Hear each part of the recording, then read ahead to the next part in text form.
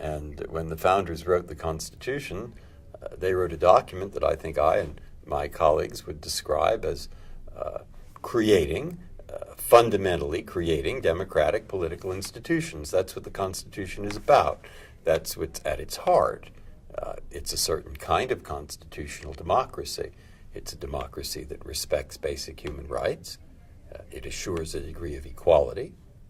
It divides power between states and federal government among three branches, so no one becomes too powerful.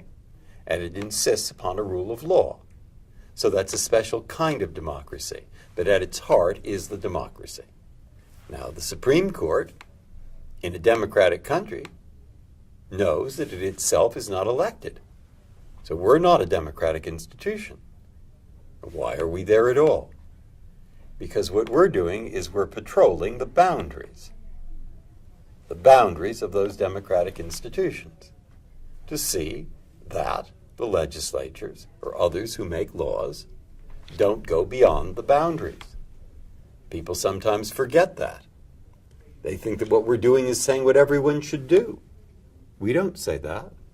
What we're saying is what are the boundaries within which people decide for themselves what to do. Those boundaries are very, very broad. And people sometimes forget that what the founders had in mind was not a court that would tell people what to do. It was a court where it would preserve institutions for people to make up their own mind. Now, I'm not saying life is easy at the boundary. The frontier is always difficult. But, however difficult those cases are, and they are very difficult, I think it's very important for everybody to remember, in the high schools, the colleges, and everywhere else, that the founders, and perhaps traced all the way back to Jamestown, had the thought in their mind that the average citizen will participate in that democratic government. More significantly, we now have to scrutinize executive action to ensure that it does not infringe human rights. We can no longer hold that actions taken in the interests of national security by the executive are not justiciable if those actions are alleged to infringe individual human rights.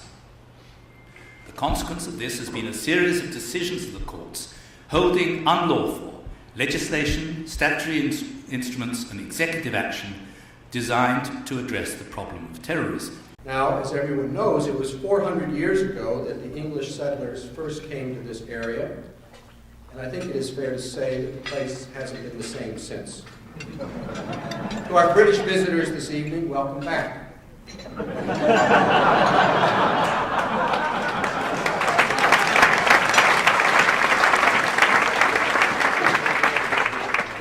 64 years ago, a person of both English and American lineage described the enduring ties between the British and Americans in terms that cannot be bettered. He said, and I quote, "Common conceptions of what is right and decent, a marked regard for fair play, especially to the weak and poor, a stern sentiment of impartial justice, and above all, a love of personal freedom.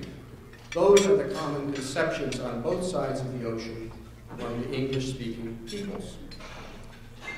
Now, the bonds that Winston Churchill described can be traced to the founding of Jamestown. Jamestown's history reminds us that while the United States is an immigrant nation that has drawn its people and its character from around the globe, it has deep English roots.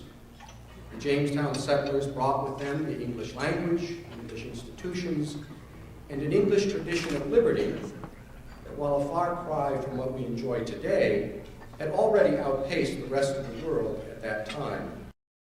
Well, let me speak first about the legacy of historic Jamestown, whose 400th birthday we are celebrating this year. And the chief legacy of Jamestown, which became the first permanent English settlement in the country, was the rule of law. Because the settlers brought with them a charter that told them to be guided by the British legal system, in effect.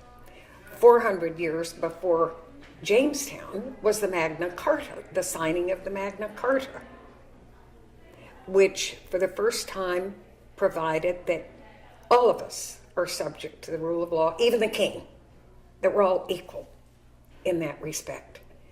And that legacy was embodied then in the charter that was given to the Virginia Company that was sent here with settlers to try to make some money.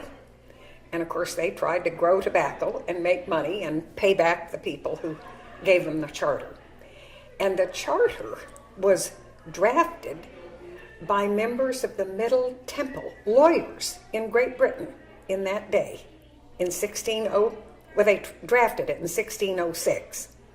And they were lawyers in the Middle Temple who did this. And so we have quite a legacy at Jamestown for a legal framework. And that's the main contribution that I think the settlers made, from my perspective, for the future, because it was to build on the legacy of the rule of law that is what prevailed at the end of the day. It was kind of hard to come by in a way, because the settlers in 1619 brought the first group of slaves to this country. And that wasn't such a happy legacy.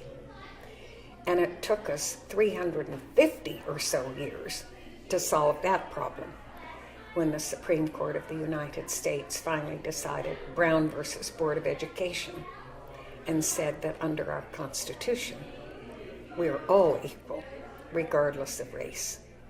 So it's been a long story, long time coming, but I think with a good ending, and certainly it all began in Jamestown. The English Inns of Court also played a crucial role in the introduction of England's tradition of liberty to the New World. The original Virginia Charter expressly preserved for the colonist the familiar, quote, liberties, franchises, and immunities of subjects residing in England. And the English Inns of Court also helped to plant the seeds of democracy in the New World. To inherit the British legal traditions of an independent judiciary and the rule of law, that's the great blessing that we got from this English settlement. Now, we had a little disagreement in the 1700s. But I think this celebration proves, if we needed any proof, that that is long over and forgotten. Help me, John. You take one corner and I take There the you other. go. And we'll have a joint unveiling. I'll stay with you two, while I three. open it up. That looks great. Isn't that wonderful? I'm glad That it's is here. wonderful. We then assembled at Old Dominion University for a conference developed in partnership with the North Atlantic Treaty Organization. That conference featured remarks by British Ambassador David Manning, NATO Commander General Lance Smith, and other senior military and diplomatic leaders who addressed the necessity of international partnerships and collective security in preserving the opportunity for democratic success around the world.